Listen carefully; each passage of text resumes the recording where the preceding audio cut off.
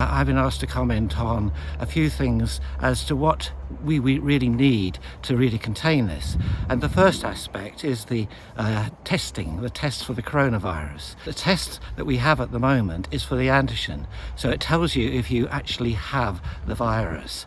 What we really need is a test for the antibody to tell us whether you've had the virus and are therefore probably immune.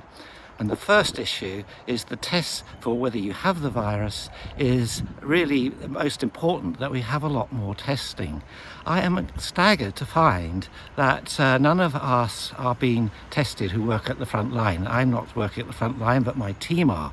So if they go down ill, we don't know whether they have this virus or whether they've just got a flu or a cold, etc. And then they have to go off. So we're losing everybody from the front line, as it were, which means there's much more work for those left behind to do. The second thing is, why are we testing just a few thousand people a day and not including the frontline staff? Surely we need to test much more and also do some contract the way that they have been doing in South Korea and Singapore. What is really missing, and I am not sure as to why, is we need an antibody test. When I was involved with the HIV epidemic in the early 80s, as soon as we had the virus and could grow it, in a very short time we had a test to show whether people had antibodies, and that was taken on and commercialized very quickly. And in no time at all we did mass epidemiology of how the virus has spread.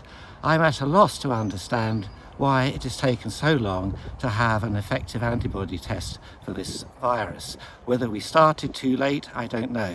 And when I say we, I'm talking about the community, the worldwide community. There is no one country making this test immediately available, although that one country will get there before the others, and then there'll be a rush to purchase it.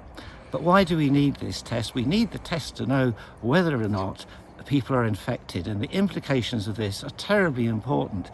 We've been working on the assumption that the virus entered in February and it has a marked doubling time, in which case about 7 million people are infected according to reports today. However, there's also reports from the Oxford group that the virus probably entered in mid-January, and in which case about 68% of us might have been infected, and therefore if we haven't had disease or died, we should be fairly immune.